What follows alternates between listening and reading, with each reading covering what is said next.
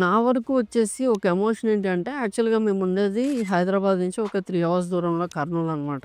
So, ఎప్పుడైనా గూడా బిర్యానీ సరదాగా తినాలి అనుకుంటే అప్పట్లో చాలా రోజుల క్రితం ఏంటంటే హైదరాబాద్ బిర్యానీ, హైదరాబాద్ ఫుడ్, చార్మినార్ దగ్గర ఫుడ్డు, షాగ్ హౌస్ ఇలాగ చాలా రెస్టారెంట్స్ పేర్లు విన్న తర్వాత మేము అక్కడి నుంచి ఊర్లో నుంచి ఒకరోజు అన్ని డబ్బులు దాచుకొని ఒకరోజు హైదరాబాద్‌కొచ్చి ప్రశాంతంగా తిని ఎంజాయ్ చేసి వెళ్ళేవాళ్ళం అనమాట.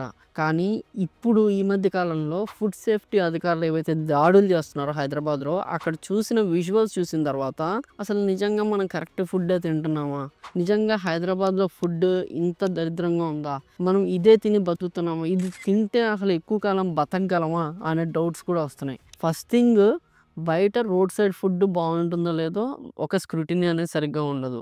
సెకండ్ థింగ్ వచ్చేసి పీజీస్, హాస్టల్స్‌లో ఫుడ్ దరిద్రంగా, దారుణంగా ఉంటుంది. థర్డ్ థింగ్ సరే ఇవన్నీ వదిలేసాము. ఏదో ఒక రెస్టారెంట్‌కెళ్ళి తిందాం అంటే ఈ మధ్య కాలంలో రెస్టారెంట్స్ కూడా అలాగే తయారైనాయి. ఫుడ్ సేఫ్టీ అధికారులు ఆల్మోస్ట్ హైదరాబాద్‌లోని అన్ని ప్లేసెస్‌లో కూడా తనిఖీలైతే చేశారనమాట. తనిఖీ చేసిన తర్వాత ఆల్మోస్ట్ 60% రెస్టారెంట్స్‌లో అంటే ఇప్పటిదాకా వాళ్ళు తనిఖీ చేసిన దాంట్లో 60% ఆఫ్ ది రెస్టారెంట్స్‌లో అన్నిట్లో కూడా అవకతవకలు, ఫుడ్‌లో కల్తీ అన్నిట్లో ఇదే ఉంది. సో, కొన్ని రెస్టారెంట్స్ కొన్ని ఏరియాస్ తీసుకుంటే ఆ ఏరియాస్‌లో మీరు ఉంటున్నారో లేదో చూస్తే మీరు గమనించుకోవచ్చు అక్కడ బయట ఫుడ్ తినొచ్చో లేదో అని చెప్పడానికి ఈ వీడియో చేయడం అనేది జరిగిందనమాట. ఆ ఏరియాస్ అనేది నేను మెన్షన్ చేస్తాను. దానికంటే ముందు మీరు front lines media YouTube channel subscribe చేసుకోండి అండ్ క్వాలిటీ కంటెంట్ అయితే ఆదరించండి. So, coming to the topic, మెయిన్‌గా ఫుడ్ సేఫ్టీ అధికారులు ఎప్పుడైనా కూడా ఒక పర్సన్ ఒక రెస్టారెంట్‌కి వెళ్ళి నాకు ఇక్కడ ఫుడ్‌లో తేడా కొడుతుంది, స్మెల్ వస్తుంది, ఆనియన్స్ తిన్న దగ్గర నుంచి ఫర్ ఎగ్జాంపుల్ మీరు ఆనియన్స్ సలాడ్స్ ఇస్తారు కదా, సలాడ్ స్మెల్ వస్తే కూడా కుళ్ళిపోయిన స్మెల్ వస్తే కూడా మనం ఫుడ్ సేఫ్టీ అధికారులకి కాల్ చేయొచ్చు. దానికి హెల్ప్ లైన్ నెంబర్స్ అయితే ఉన్నాయి. ఆ హెల్ప్ లైన్ నెంబర్ ఇక్కడ ఉంది. సో, ఈ హెల్ప్ లైన్ నెంబర్స్‌కి మీరు కాల్ చేసిన తర్వాత ఖచ్చితంగా వాళ్ళ రెస్టారెంట్ మీద రైడ్ చేస్తారు. కాబట్టి మీరు ఫస్ట్ చెప్పాల్సింది ఏంటంటే మీరు ఒక రెస్టారెంట్‌కి వెళ్ళారు. అక్కడికి వెళ్ళిన తర్వాత ఫుడ్ బాలేదు చూడండి, మీ ఫ్రెండ్స్‌కి కూడా చెప్పండి ఇలా ఫుడ్ బాలేదా, వాళ్ళకి కూడా సేమ్ థింగ్ అనిపించిందా వెంటనే అక్కడ ఉన్న పని వాళ్ళకి చెప్పండి, లేకపోతే ఓనర్స్‌కి చెప్పండి ఫుడ్ ఇలా ఉంది, టేస్ట్ బాలేదు అని చెప్పేసి. లేదు దారుణంగా ఉంది, వాళ్ళు రీజన్ ఇచ్చింది కూడా సరిగ్గా లేదు, కాబట్టి వేరే వాళ్ళని అలాగే సఫర్ అవ్వకూడదని మీరు అనుకుంటే మీరు ఈ మెన్షన్ చేసిన నెంబర్‌కి మీరు కాల్ చేసి వాళ్ళకి ఇచ్చేయచ్చు అనమాట. వాళ్ళకి కంప్లైంట్ అయితే ఇవ్వచ్చు, వాళ్ళు రైడ్ చేస్తారు. ఈ మధ్య కాలంలో ఫుడ్ సేఫ్టీ అధికారులు దీని మీద చాలా స్ట్రిక్ట్‌గా ఉన్నారు. ఎందుకంటే జనాలు హాస్పిటల్ పాలవుతున్నారు అనేది వాళ్ళు గమనించుకుంటున్నారు.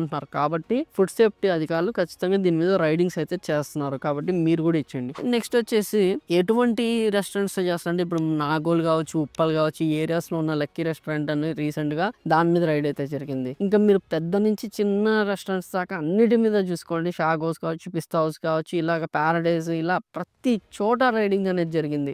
ఈ చోట ఆ చోట రైడింగ్ జరగలేదు అనేదే లేదు. ఎందుకంటే ఈ ఏరియాస్‌లో ఉన్న కస్టమర్స్ వాళ్ళు కంప్లైంట్ ఇవ్వడం వల్ల ఫుడ్ సేఫ్టీ అధికారులు వచ్చేసి కొంతమందికి నోటీసులు ఇచ్చారు. ఇది కరెక్ట్‌గా జరుగుతుందా జరగట్లేదా షోకాజ్ నోటీస్ అనమాట. నాకు వచ్చి రెస్పాన్స్ ఇవ్వమని. కొన్నేమో వాళ్ళు క్లోజ్ కూడా చేస్తారు అనమాట. సో, ఇంత దారుణంగా ఉంది. ఒకప్పుడు మనం చాలా గొప్పది అనుకున్న రెస్టారెంట్స్ పరిస్థితి ఇంత ఘోరంగా అవడానికి కారణం ఏంటి అంటే మెయిన్‌గా క్వాలిటీ దగ్గర కాంప్రమైజ్ అయిపోతున్నారు. మనము డబ్బులు మాత్రం ప్రతి సంవత్సరం పెంచుకుంటూనే వెళ్తున్నారు. ఈ రోజు బిర్యానీ రేట్ 250 ఉంటే నెక్స్ట్ వచ్చే 6 నెలల తర్వాత 280 ఉంటుంది. కొన్ని రెస్టారెంట్స్‌లో 430 ఉంటుంది. కానీ జనాల హెల్త్ మాత్రం ఈ రెస్టారెంట్ వాళ్ళకి ఎటువంటి అవసరము లేనట్టు మనకి నాసిరకమైన ఫుడ్, కొంతమంది ఫుడ్స్‌లో అయితే బొద్దింకలు ఉంటున్నాయి. ఇంత దారుణమైన ఫుడ్ మనకి పెడుతున్నా కూడా మనం ఇంకా బయట ఆప్ట్ చేసుకుంటున్నాం బేసిక్‌గా. ఎందుకంటే మనకి పీజీస్‌లో హైదరాబాద్‌లో మెయిన్‌గా ఉండేది ఫ్లోటింగ్ పాపులేషన్. బయట నుంచి వచ్చి ఇక్కడ బతికే వాళ్ళు ఉంటారు కాబట్టి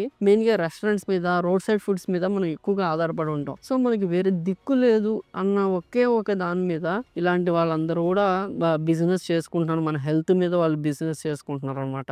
సో, కాబట్టి ఏంటంటే ఫుడ్ సేఫ్టీ ఒకవేళ మీకు ఈ రెస్టారెంట్ బాగుంది, ఈ రెస్టారెంట్‌లో హైజీనిక్‌గా ఉంది అని మీకు తెలిస్తే ఈ వీడియో కింద అయితే కామెంట్ చేయండి. Mostly we will try to visit that restaurant. అక్కడ మనం తినడానికి అయితే ట్రై చేద్దాం. మన ఫాలోవర్స్ కూడా మనం చెప్పడానికి ట్రై చేద్దాం. అండ్ ఆ రెస్టారెంట్ పేరు, ఆ లొకేషన్ కూడా మెన్షన్ చేయండి. అలాగే కొన్ని చోట్ల ఇక్కడ ఫుడ్ బాలేదు, చిన్న బండి అయినా చిన్న రెస్టారెంట్ అయినా మీరు కింద కామెంట్ చేయండి. ఫుడ్ సేఫ్టీ అధికారులకి మీరు ఒక ఒకవేళ కంప్లెయింట్ ఇచ్చినా ఇవ్వకపోయినా మా సైడ్ నుంచి మేము కూడా కంప్లెయింట్ ఇవ్వడానికి అయితే ట్రై చేస్తాం అనమాట. మా దగ్గర కాంటాక్ట్స్ ఉన్నాయి కాబట్టి మీరు ఈ పలానా రెస్టారెంట్లో ఈ ఫుడ్ బాగాలేదు, ఈ డేట్కి నేను ఇక్కడ తిన్నానని మీరు నాకు చెప్పగలిగితే కామెంట్లో ఖచ్చితంగా మా సైడ్ నుంచి మేము ఎఫర్ట్స్ పెట్టి వాళ్ళకి కంప్లైంట్ ఇవ్వడానికి అయితే ట్రై చేస్తాం. అండ్ ఫుడ్ సేఫ్టీ అధికారులు చాలా చాలా మంచి పని అయితే చేస్తాం అనమాట. ఎక్కడైనా కూడా ఆ ఫుడ్ బాగాలేకపోయినా, ఆయిల్ బాగాలేకపోయినా వెంటనే వాళ్ళకి నోటీస్ పంపించడము, లేకపోతే వెంటనే వాళ్ళకి మీద షోకాస్ నోటీస్ ఇచ్చేసి వాళ్ళ దగ్గర నుంచి ఆన్సర్ తీసుకోవడము, ఇంకా దరిద్రమైన ఫుడ్ వాళ్ళు సర్వ్ చేస్తున్నారని తెలిస్తే,